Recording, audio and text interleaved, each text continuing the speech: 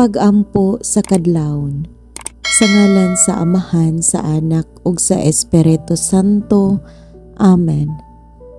Among langit nun ug mahigugmaon namong Amahan, mapasalamaton kami kanimo sa imong walay huno nga pagbantay kanamo. Salamat kay gitugutan mo kaming makapahulay ug makamata nga luwas ug malinaw ni ining bag-ong adlaw.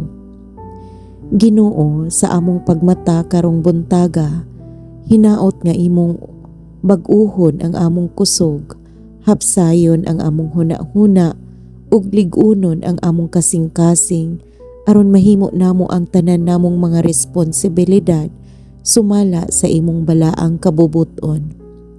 Hatagi kami og maayong panglawas, kaalam ug kalig-on aron makalahutay kami sa tanang buluhaton niining adlawa.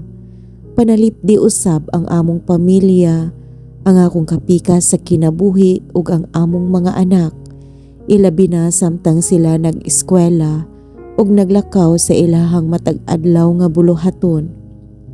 Bantayi sila gikan sa tanang disgrasya, kadautan, daotang mga tawo ug labaw sa tanan sa mga pag-atake sa daotang espiritu.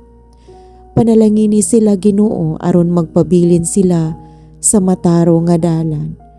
Ihatag kanila ang kaalam ug maayong pagpanabot ug giyahi sila ngadto sa mga higala nga makadasig kanila sa paghigugma ug pag-alagad kanimo.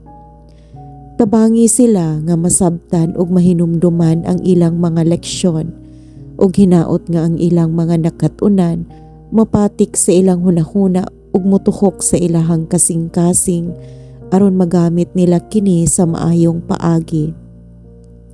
Ginoo, among gitugyan kanimo ang tibuok adlaw, hinaot nga ang tanan namong mga pulong, huna-huna ug binuhatan mahimong makapahimuot kanimo ug makahatag og himaya sa imong halan.